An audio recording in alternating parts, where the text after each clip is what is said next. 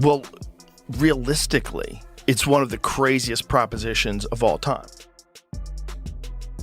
He's constantly moving, and then punches are coming, and he loops punches around your guard, and he's constantly shifting his feet, and you think he's going to be there, and he's over here, and it's like this overload thinking.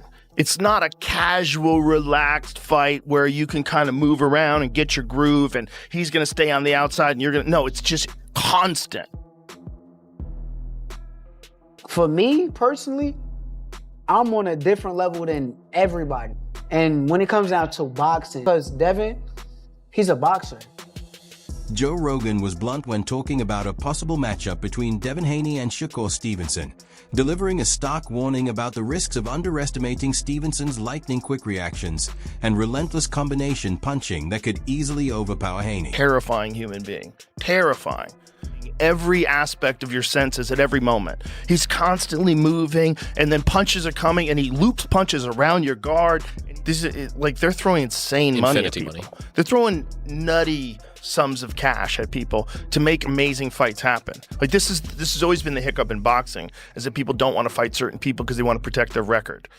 The Saudis are like, how much? Everybody's got a price. Yeah, everyone's got a price. We've got the bank account. Shakur Stevenson added to his legacy by earning a dominant unanimous decision over Teofimo Lopez, claiming the WBO junior welterweight title, becoming a 4-division world champion, and boosting his standing in the pound-for-pound rankings. Shakur looked phenomenal, dominant performance. What do you think about that? Man, he made it easy. I was saying, like, if Teo was to fight more on a back foot and throw punches when Shakur throws, that's the only time you're going to get Shakur. But Teo, he has a habit of getting out of position all the time. He'll double up his right hand, turn square, or turn southpaw. That's not going to work, bro. You're not going to take up enough space to touch Shakur. Shakur's reflexes and his countering was just keeping Teo at bay. It was an easy night from round one for him. Shakur got the dub. Excellent. Appreciate your time, brother. Congrats. Stevenson dominated the bout through precise strategy and sharp ring awareness, landing far more punches and demonstrating a level of command in the ring that few fighters achieve on such a major stage. Made Teofimo look like a novice. I mean, that's how good he is. 120, 109, 108. I mean, just unbelievable. Unbelievable. Is that what you expected from Shakur? No. I mean, listen, I expected an incredible performance, but I didn't expect it to be completely one-sided. I mean, he won every round, in my opinion. It like the golfing levels was phenomenal. And I said to Bud, like, going into 12, he could do 40 rounds, Shakur. Like, never out of control, footwork, timing, shot selection. I actually think he could have stopped Teofimo if he'd have stepped on him. Teofimo looked like frustrated, just obviously busted up to the face. He's a phenomenal fighter, 4-division world champion. After the fight, Stevenson spoke openly about his next steps, specifically mentioning Devin Haney as a potential future opponent. He expressed confidence that he could outbox Haney.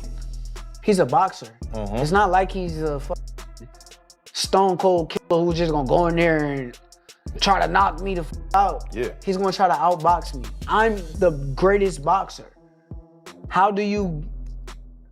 So that's how I feel about the fight. Yeah. But it all gotta make sense from a business standpoint. I don't like getting up here and negotiating against myself. And, for sure. But for me, I'm willing to make the fight. But do you see it as it being that could, like we always said, the Four Kings, even though you wasn't a part of it, the whole plot is like at the end of the road, there's gonna be 2 guys left standing, and that's the big fight. Do you see that as that's potentially what that could be? I'm a bad motherfucker. Yeah, you are. I ain't gonna lie. At the end of the day, Devin Haney is a bad motherfucker in his own right, but when you say like 2 guys standing, there's only 1 guy with me, and that's me. Like, I don't see 2 guys, I don't see 3 guys. I used to, like, that was young Shakur. Stevenson has emphasized that any fight he takes at 147 pounds would include a rehydration clause. He believes that sudden weight differences can be decisive and wants to make sure both fighters compete on fair terms, preventing either from gaining too much size between weigh-in and fight night. I want me to come to 147, I'm coming in with rehydration clause. I don't even do that. But why am I going up to these guys' weight classes if I'm not planning on going there? So any of y'all want to fight me at 147? Yeah, rehydration. 10 pounds.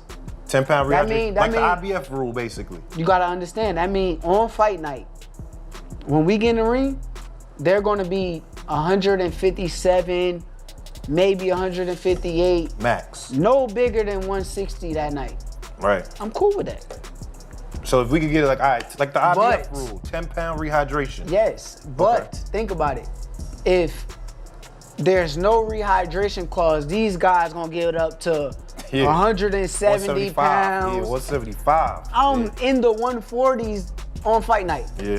So if I'm 140, they 170. Bro, what am I in here wrestling around with these? Right. Joe Rogan expressed strong confidence in. Shakur Stevenson has stated that even without a rehydration clause, it wouldn't affect him. Joe Rogan agrees, arguing that Stevenson's elite skill, quickness, and ring IQ are enough for him to outbox anyone at 147 pounds. It's nothing. And there's some sort of a rehydration clause. Listen, kids, it ain't going to matter. He's not going to come in drained. What he's going to do is just do extra cardio, and that's just going to make him more dangerous.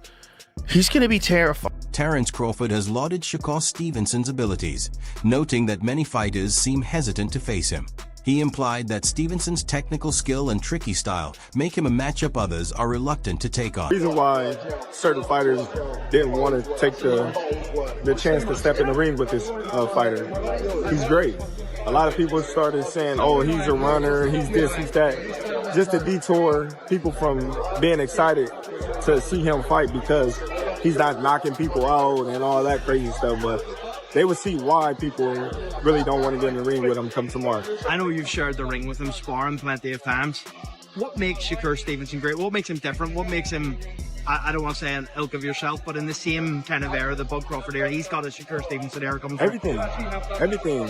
The offense, the defense, the poise, the rhythm, the distance, the timing, the punch placement, the react time. Like, I can go on and on. You know, the toughness, the grit, the grind. Like, he's amazing, you know, and tomorrow he will show it. How do you think it ends tomorrow night? Do you believe that Shakur Stevenson can stop Teofimo Lopez? Because people aren't really talking about that.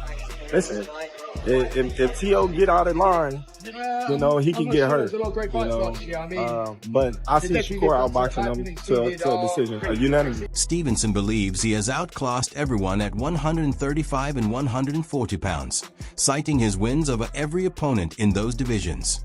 He feels his speed, talent, and technical skill put him well ahead of the competition. That's why fans are eager to see him step up to 147. Shakur explained that people are looking for tougher challenges because he has already dominated the lower weight classes. He sees moving to welterweight as a way to create the most compelling matchups and to demonstrate that his boxing ability can succeed at any level. 147 thing, because it's like, okay, oh, he's better than everybody at 135, 140. Sure. Nobody could beat him, so now we got to test him out at 147. That's how because he that good. Yeah, but you know that, though. That's the... But tell me I'm that good then. Tell me I'm that good then. Yeah. If that's how y'all feel, tell me. I want to hear it. Yeah, I like that. I will say yes, you are that good. And when people are that good, we want to see a resistance fight. That's all we saying. And that's what I thought Tio was going to get, and we ain't get that. Damn. Damn, y'all. We got to find another one. I feel bad for y'all, because y'all going to be waiting for the rest of my career. God damn, we want to see some... It ain't gonna happen. The most y'all gonna ever get is Zepeda. That was y'all best hope and chance at getting Zepeda? Resist. Stevenson has stated that the fight hasn't happened yet because the financial terms weren't sufficient. He explained that a matchup of this scale demands appropriate compensation, given the risk involved when two elite fighters meet. Shakur believes he deserves to be paid fairly for taking on such a high-stakes bout, and won't accept an offer that doesn't reflect his value. He stressed that this isn't about avoiding challenges, but about ensuring the business side matches the significance of the fight.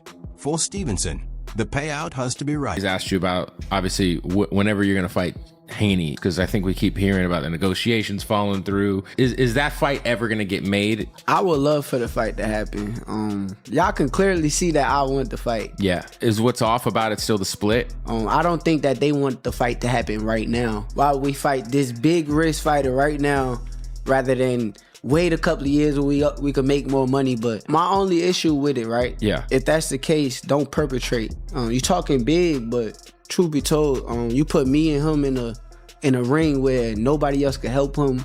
There's nobody else that's gonna be able to fight for him. What's gonna happen? Yeah. Like, he know deep down inside that I'm the truth. That's what he know. He know he done been in the ring with me several times. Go ask him, like really ask him and tell him to be honest about me as a fighter.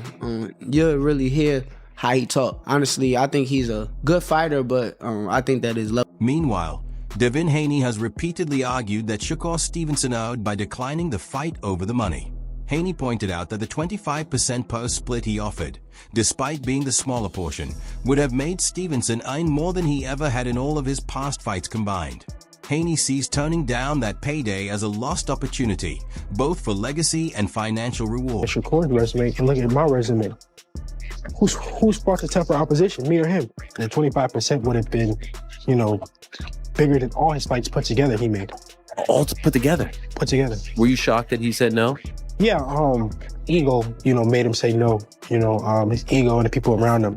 Kambosos offered me the 22% and the 2 fights to go to Australia and to go sign with a different promoter and to, get the vaccine and go do this and do that.